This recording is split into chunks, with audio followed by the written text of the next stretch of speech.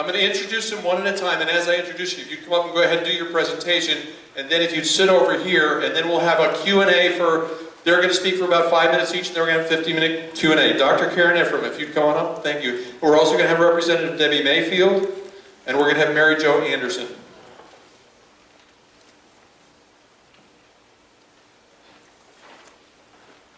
Do you want her to use that mic or this mic? Is that one on? Good morning. Can you hear me all? Yes. Great. Thank you. Thank you so much for being here. Thank you to the church for having us. Thank you for your passion for our kids. I'm going to go through 3 basic aspects, very important aspects of Common Core very quickly.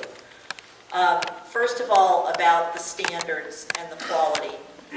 We have a lot of experts that have said that there are big problems with the quality of the standards, and the proponents, of course, dispute that.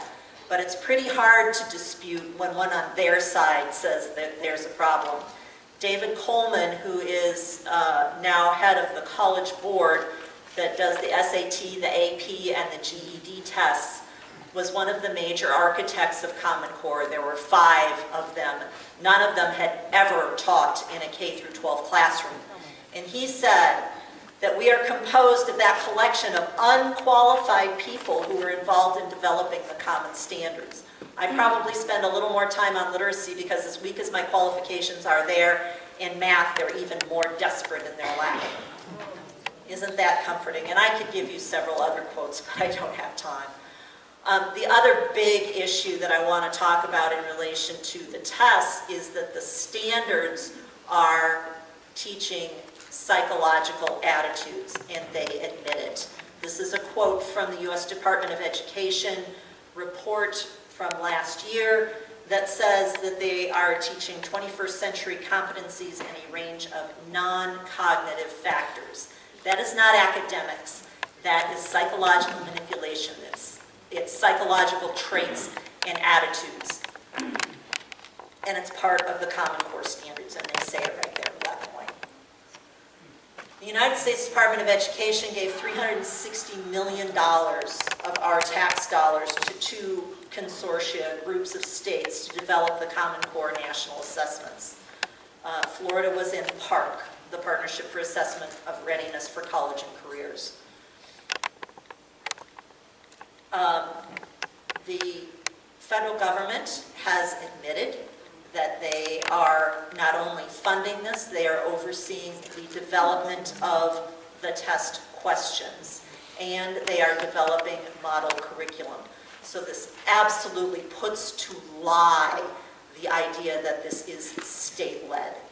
Absolutely, and it is a huge violation of the 10th Amendment and 3 federal laws. And this is that same report again, saying that not only are they going to teach psychological attitudes, but they are going to test them. The tests are very high stakes. They affect student grade advancement. They affect graduation, teacher pay, and tenure and district funding. So the tests are a really big deal. As Representative Van Zandt mentioned, AIR, which stands for American Institutes for Research, is now getting $220 million of Florida tax dollars. They are not an academic research organization. They admit on their website that they are one of the world's largest behavioral and social science research and evaluation organizations. That's not what we signed up our kids for. That is not what Common Core is purported to do. It's not rigorous academics, it's psychological manipulation, and we have to call them out on it. AIR is developing the computer adaptive testing for SBAC, the other big group of national testing states. And computer adaptive testing changes so that the answers to the next question depend on, or the questions that you get depend on the answers to the previous question. So this also puts to lie the idea that they are going to have uniform testing results because they change for every student depending on how they are answered. So you don't even have uniform results in the classroom, much less across the state or the nation. And as Representative Van Zandt mentioned, one of their big agenda items, social research projects, is the GLBT agenda. This is one of their policy papers that they help to publish about helping families support their lesbian, gay, bisexual, and transgender children, and talking about how some children know at 7 or 9 that they have same-sex attractions. And they also recommend helping parents find communities of faith that will be accepting of their LGBT children. Data mining is a huge issue with the NSA, but I would submit that the longitudinal data system with Common Core makes NSA looks like a tea party. Here is a quote from the contract that both Park and SBAC signed, saying that they will give individual, personally identifiable student data to the federal government for research and linking. So there is no data privacy with this. And FERPA, the Family Educational Rights and Privacy Act, which is the federal law that is supposed to protect student privacy, has been completely gutted by the Obama administration, to the point where there's a whole section in the regulations talking about what data they can give to the federal government without parental consent, which includes a contractor, a consultant, volunteer, or other party. So every Tom, Dick, and Harry can get access to our children's data. Arnie Duncan talked about the goal of federal data collection. He said hopefully someday we can track children from preschool to high school and from high school to college and college to career.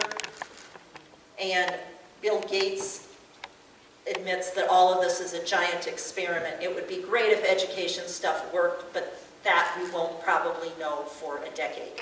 Ladies and gentlemen, our children are not guinea pigs. Thank you for being here.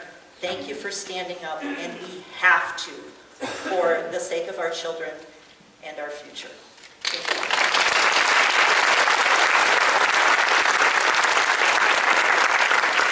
Thank you, Dr. Ephraim. And my bad, I was supposed to read the bio before she spoke, so let me just go through this real quickly, because she really is, she was the co-founder of the Florida Stop Common Core Coalition. She's the president of Education Liberty Watch, and she's a pediatrician, researcher, and conference speaker. Her medical degree is from Johns Hopkins, and her pediatric training is from the University of Minnesota. She's provided testimony for Congress, as well as in-depth analysis of numerous pieces of major federal education, health, and early childhood legislation for congressional staff, legislatures, and many organizations. She serves on the board of the Alliance for Human Research Protection, and she's a member of the International Society for Ethical Psychiatry and Psychology. She has spoken at numerous state and national conferences, and she's been interviewed by Fox News and interviewed by or quoted in the Wall Street Journal, the British Medical Journal, National Journal, WorldNet News, Newsmax, Shark Tank, newspapers, radio, and television all over the country. Dr. Ephraim and her husband Paul have 3 children. Let's just say thank you again.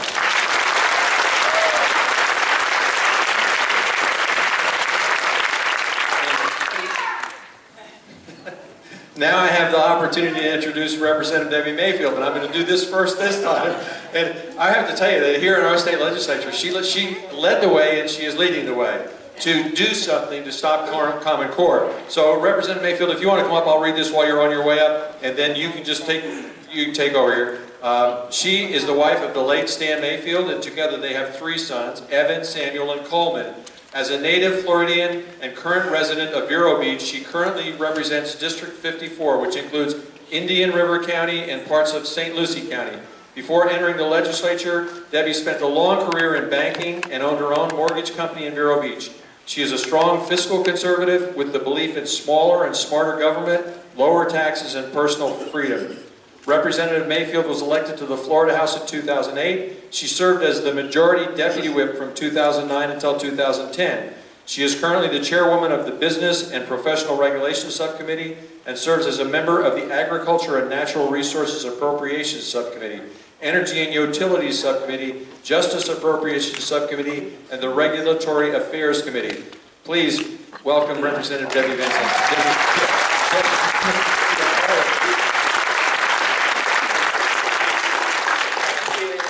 Thank you for inviting me. Randy, thank you for asking me to come. You know, I feel somewhat a little bit inadequate coming after Dr. Efron. Man, she's got some credentials there, lady. You're awesome, awesome. And as well as Mrs. Caruso, she has done an awesome job on this as well. And you know, I can't tell you how important it is for you to understand the facts. You have to understand the facts. You have to do your research.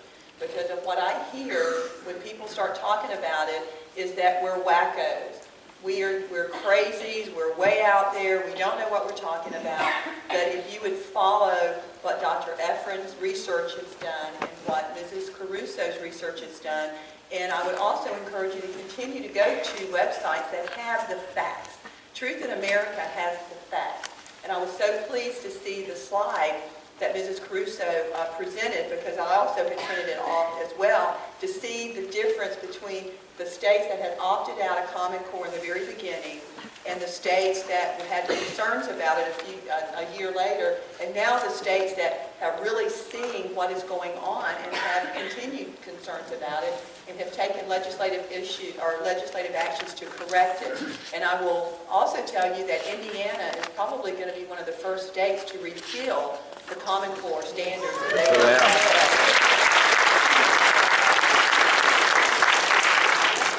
You know, and I wanted to share a little bit the way I got involved in this, and I'll go right back to what Representative Van Zandt said, and you know, and I love serving with him in the House. He's a great representative to have, and a very spiritual man in the House.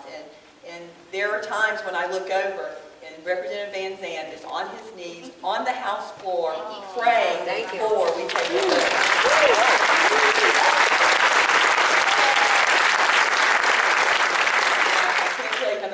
I appreciate your friendship in Capitol, and as people will say, you have very few friends when you go to Tallahassee, and I can tell you I am honored to consider Representative Van Zandt as one of my friends. But I will tell you, the way I got involved with this, it goes right back to what he said.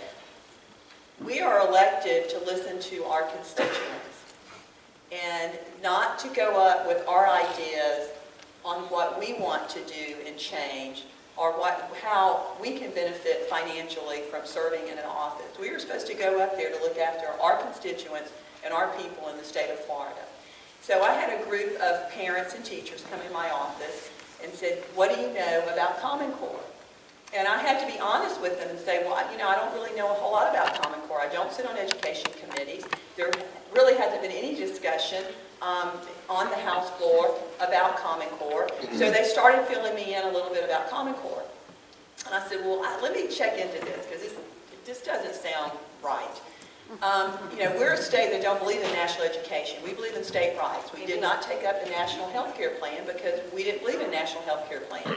And so if this was a national education plan, why in the world would we be embracing this concept? So I wrote it at that time, the Commissioner of Education, and I said, can you fill me in on the Common Core standards? So he wrote me back and referred me to the Fordham report and said these were high standards, and you know, that's why we've adopted them, and read the report. So I did. I got a copy of the report and I read it. And as I was going through it, it didn't appear to me that they were any higher standards. Matter of fact, our math standards, as Mrs. Caruso had indicated, were higher than the Common Core standards.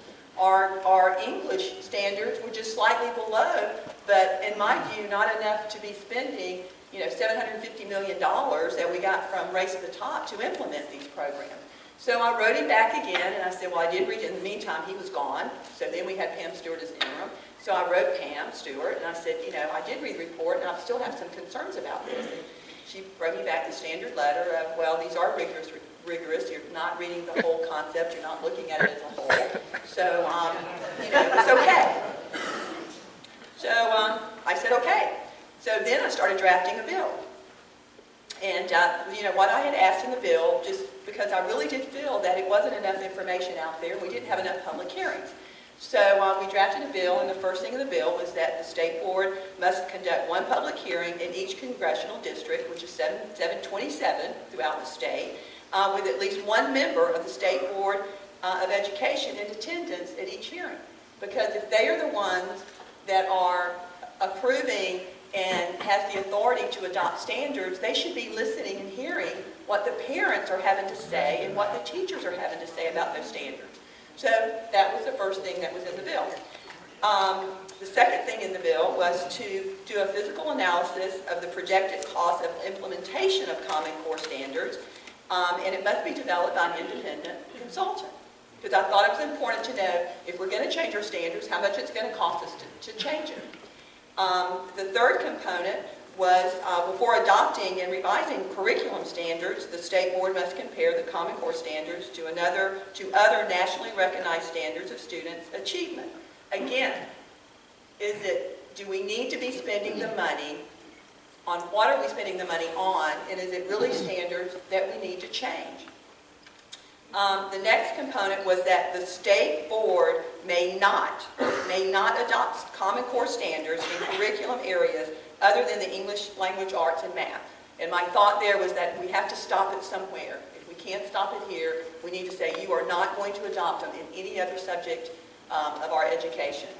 And then the next standard was, or the next item was, Florida must adopt its own valid, reliable, and timely testing of student performance. That was, we need to develop our own. And again, it wasn't to take the Common Core standards and, as Mrs. Caruso said, change it. It was to get out of it and look at what we can do that's better than what Common Core standards are. And then the most important one to me was this: Florida State Board of Education may not enter into any agreement that cedes to an outside entity control over curriculum standards or assessment. Amen. For them not to be an elected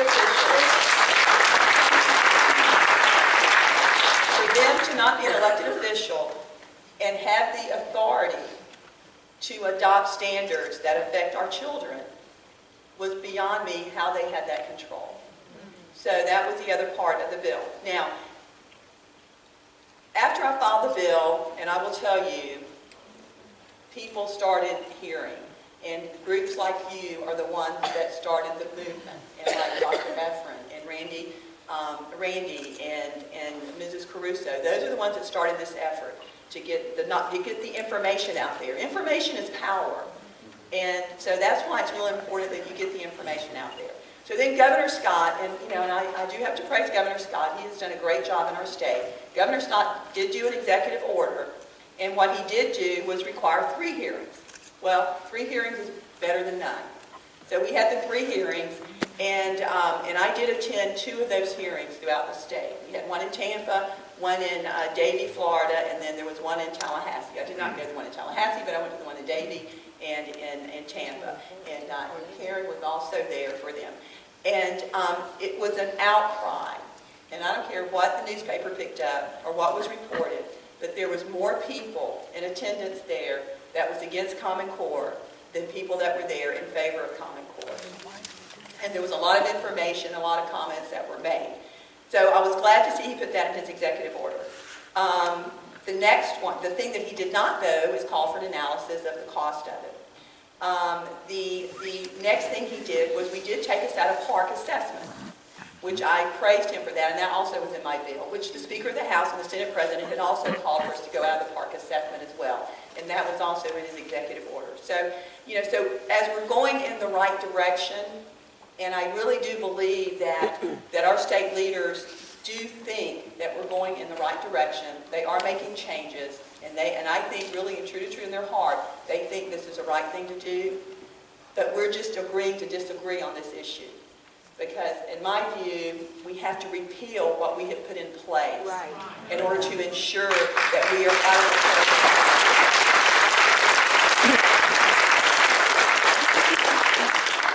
With that, I will close. I look forward to the questions that you guys may have, and I really do appreciate you allowing me this opportunity to come to come speak with you. Thank you. Our next speaker is Mary Jo Anderson, and Mary Jo is a journalist, an author, and speaker whose topics cover the intersection of religion, politics, and public policy, kind of where we are. Her work frequently takes her to the United Nations, where she reports the growing global assault on Western moral values.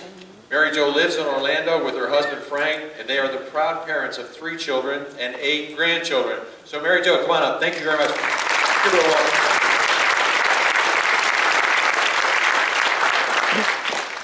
Good morning.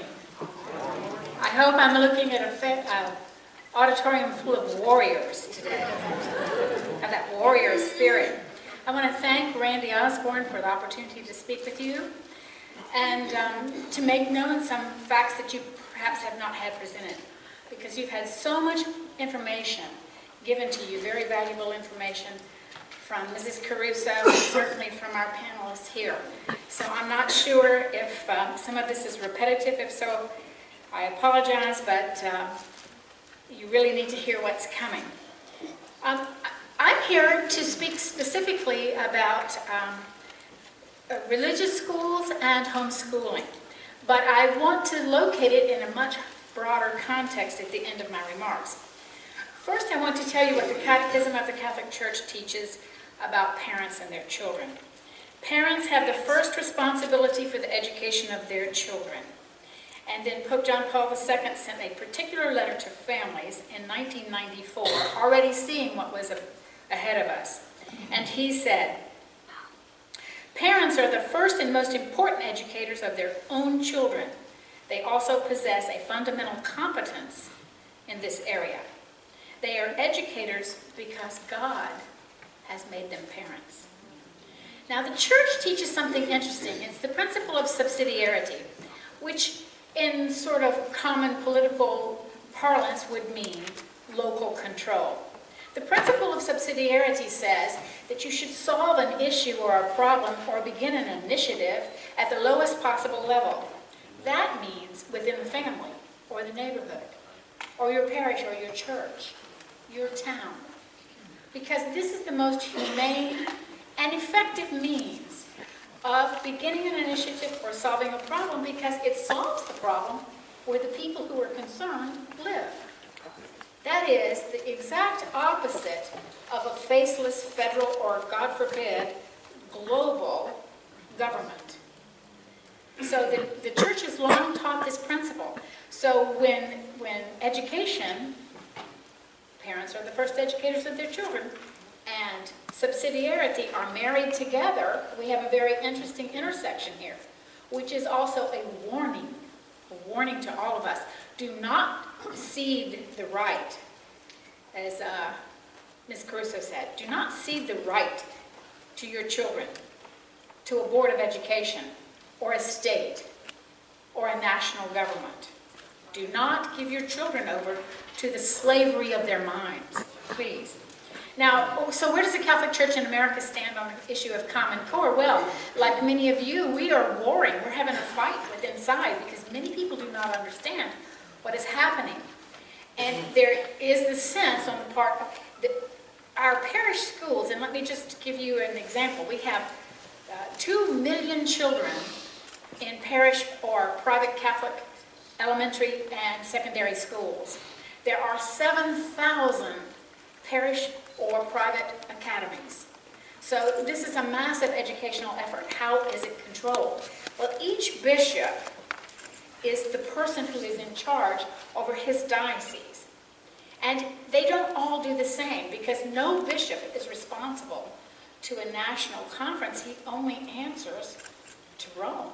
So he is sort of totally in control of his own diocese. So what that actually means is you'll have some dioceses where Common Core has been adapted, and others where the bishop has said, not in my diocese ever. And so how is this possible? Well, just as you will find in states and within families, you will have a difference of opinion, but what really happens is that most trust their education teams.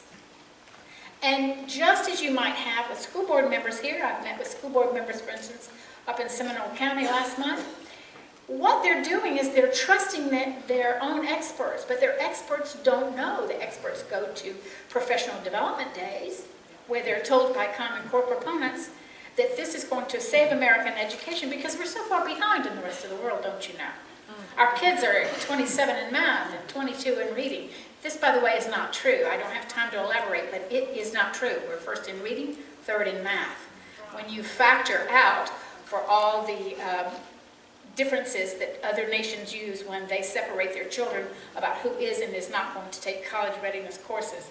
But the real point that I want to get to here is, what does this mean for religious liberty? Because that's what we're all concerned about. On top of the issue of education, we're also concerned for religious liberty. If you want to teach your children the Bible, if you want to actually use the name of Jesus Christ in your teaching, that will be conscribed by Common Core. And so religious liberty is under attack too, not just education.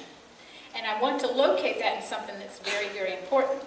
Remember, and this is very important, the scripture tells us that we have here no lasting citizenship. Our citizenship is in heaven. Absolutely. And therefore, we cannot become, quote, citizens of the world. If you read almost any Common Core aligned textbook, you will not find any promotion of Americanism. You will not find any respect for the founding documents of the United States of America. You will not find in it any promotion of anything remotely Christian. As a matter of fact, in many instances, you will find anti-Christian sentiment, anti-American sentiment. So we are already under assault, not only for religious liberty, but for our very citizenship. So if homeschooling and religious schools believe that they are safe from Common Core, they are not. Because as we saw with David Coleman, when we had the graphic up there that quoted him about his own personal ignorance about some of the math and English standards, Coleman has also said that he would peg the ACT and the SAT to the Common Core aligned texts. Well, that means if your child is in a church or faith-based school, or you're homeschooled, your student still must take these standardized tests. And if those tests are pegged to the material that is aligned with Common Core, how will your student do well? So many, many schools, even private schools, charter schools, and homeschooling parents feel the pressure, extreme pressure, to conform to the Common Core aligned text in order to ensure that their student will score well in order to go to a good college. So we are told this, quote, voluntary, but it's not, because the pressure, of course, is to have your child excel. So that is where many Catholic schools are. Many bishops are weighing it. Some are trying to adapt. Some are saying, we'll take the standards, we'll leave alone the materials. But many others have now begun to ring the alarm and say, actually, this is totally opposed to what we believe. And I want to personally locate that for you in my own background here, as having been at the United Nations and watched over the years how there's a growing assault on everything we hold dear as Westerners. And by Westerners, I loosely mean Christendom. Christianity honestly took off it began its tremendous flowering in the sciences and the arts, etc., in what is known as Christendom, which we loosely call the West. And from there, missionary groups and, of course, technology, etc., expanded it. When most people flee their home countries, they flee to a Western country. If Western countries now give up their freedom and voluntarily enslave themselves by buying into an educational process such as Common Core, there'll be no place left to flee. This is what I want to tell you. As early as 1949, UNESCO, remember UNESCO is the United Nations Educational Scientific Association. It is the entity that Bill Gates has endowed with over $1 billion just 10 years ago in order to develop a globalized version of Common Core. So Common Core fits in, it's a big puzzle piece. It fits into what is being done in the rest of the world to create a global citizenship. But as long ago as 1949, UNESCO wrote in a pamphlet called Towards a World Understanding in the classroom with children under 13 years of age. It was published in Paris in 1949, and it states, as long as the child breathes the poisoned air of nationalism, education in world-mindedness can only produce precarious results. The school should therefore use the means described earlier to combat family attitudes. 1949. So ladies and gentlemen, what you are fighting is sort of, if you can imagine that the other team had a lead of 60 years, 65 years on you. That is what we are fighting. But I love the reference to Gideon. I was very excited to hear that because I want to say one thing about Gideon in closing. This wasn't my closing remark, but it was a wonderful opportunity I think the Holy Spirit made for us today. And that is this. If you read about Gideon, you realize that what God told him is, send home everyone who was fearful. Right. So my prayer today is that we will banish fear because we can do all things through Christ. Okay? And we have no fear. We have no spirit of fear. Now, lastly, the scripture also says, my people perish for lack of knowledge. Today you have become informed, and if it stays here, you haven't done your jobs. Okay? My people perish for lack of knowledge. You take this knowledge that you gain today, and you must tell family members and neighbors and school officials and everyone, the cashier at the grocery store, everyone that you meet, because it takes all of us to fight this battle. God bless you.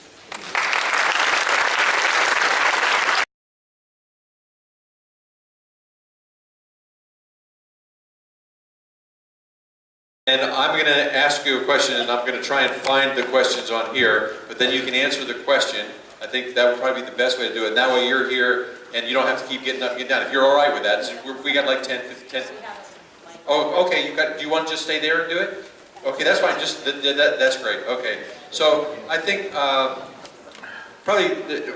so we're sitting here. We've been here. You know, you can't see them, but sorry. we're sitting. We've all come here because we want to find out two things. We want to find out what's the problem, and we want to find out what we can do about it. So I think for each of you, if you would just take one or the other of those, and from your perspective, the most important thing you think from a problematic standpoint, and please make it, you know, as quick as you can. We want to try to get through a bunch of questions. So either the most problematic or the most important thing that we could do as citizens trying to have some impact on this. Thank you, Terry, and I'll maybe stand up so everybody can see. I think the most important thing that you can take away from here, and the thing that you need to do, is exactly what Mrs. Anderson said. Get engaged. Just don't take this information and go home with it, but get engaged and go talk to your neighbors and let them know. And I would do exactly what Representative Van Zandt said, is you go to your state legislators, you go to the committee chairs and the committee staff, and you write them and you go see them. But work with your own state legislator. Go see them. And we're in Tallahassee right now in session, but you know, they still have their district office where their district secretary is at. And I would go by there and see them and let them know, you know, that you're unhappy with the direction that we're going on this. And keep them informed of your unhappiness. And that would be the direction that or one thing that I would say that you could do to have an impact. But more so, spread the word, talk to the people, and have the facts. You know, if you're going to say something, have the backup on where the information came from, because that is the most important thing, because they're going to challenge you on it if you speak to someone that's really engaged in this process.